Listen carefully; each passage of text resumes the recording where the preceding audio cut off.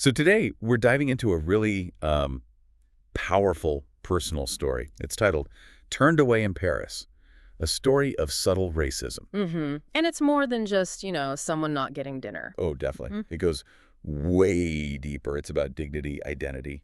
And this kind of hidden racism, the sort that can, well, lurk just under the surface. Even in a city like Paris, which we often celebrate, right? Right. Okay, let's unpack this. Let's do it. So let me introduce you to Daniel.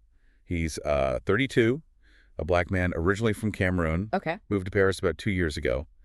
And, he's educated, speaks fluent French, very proud of his heritage. Got it. So established then. Yeah. Yeah. And one evening, he decides, okay, gonna treat myself.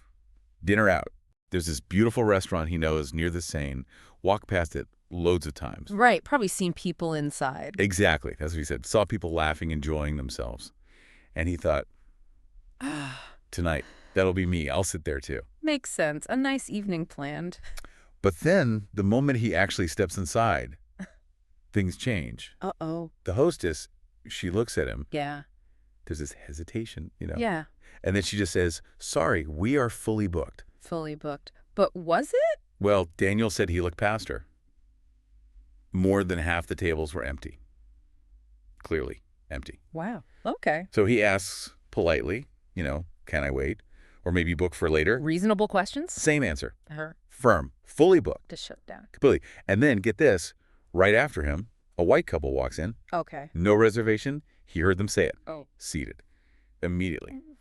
That's stark. Yeah. And the immediate impact on Daniel. I mean, what's fascinating here is how he reacted, or rather didn't react outwardly. He didn't make a scene, no. Just turned around and left. Right.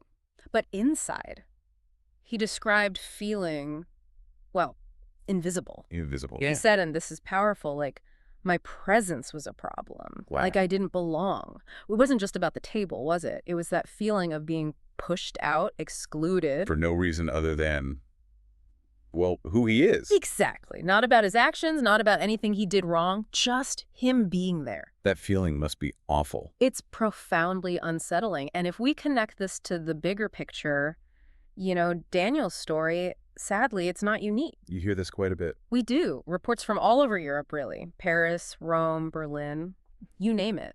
Black travelers, residents too, they report these kinds of experiences. Like what? Being turned away like Daniel. Yeah, turned away, sometimes just ignored in shops or maybe followed around. It's varied. But the common thread, the defining thing about this type of racism is how subtle it is. Subtle. How so? Well, there's no shouting, right? No obvious slurs being thrown around. No big confrontations. Exactly. Often it's just a smile, maybe even a polite tone. And a closed door. Precisely, a closed door.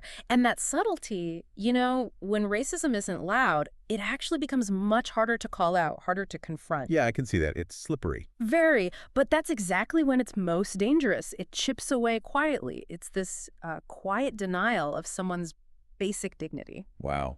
That phrase, quiet denial of dignity, that really hits home.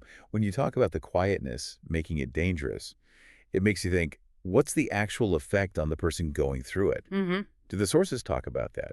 The psychological side of this subtle exclusion, especially when there's nothing concrete, no loud slur to point at. Yeah, absolutely. That's a really critical point. The sources definitely highlight a huge emotional Right. and psychological weight. How does that manifest? Well, think about it. When there's no clear hostility, no obvious incident, the person experiencing it often starts doubting themselves. Ah, right. Like, did that really happen? Yeah. Exactly. Am I overreacting? Maybe I misunderstood. Yeah. That ambiguity, that was it or wasn't it? That's what makes it so insidious. So it turns inward. It forces you to internalize the questions, the doubt, makes it incredibly difficult to even articulate what happened, let alone confront it. It's almost like a low-key gaslighting. Gaslighting, undermining your own reality. Yeah, subtly undermining your perception of reality. It's isolating. Absolutely. That self-doubt, must feel incredibly isolating. Okay, so taking Daniel's experience and this broader picture of subtle, insidious racism, what does this all mean for you listening right now? Yeah, what's the takeaway? We want to leave you with something to really think about. A powerful question, maybe. Okay. How do you spot discrimination? Yeah. How do you confront it when it isn't loud and hostile? Right, when it comes disguised. Yeah, when it shows up as this quiet denial, maybe even with a polite smile. that denial of dignity, of belonging. What does it really mean when exclusion happens like that with a smile? And how do you respond when the evidence, so to speak, is so carefully hidden, so ambiguous? It's a tough one. Definitely something to mull over.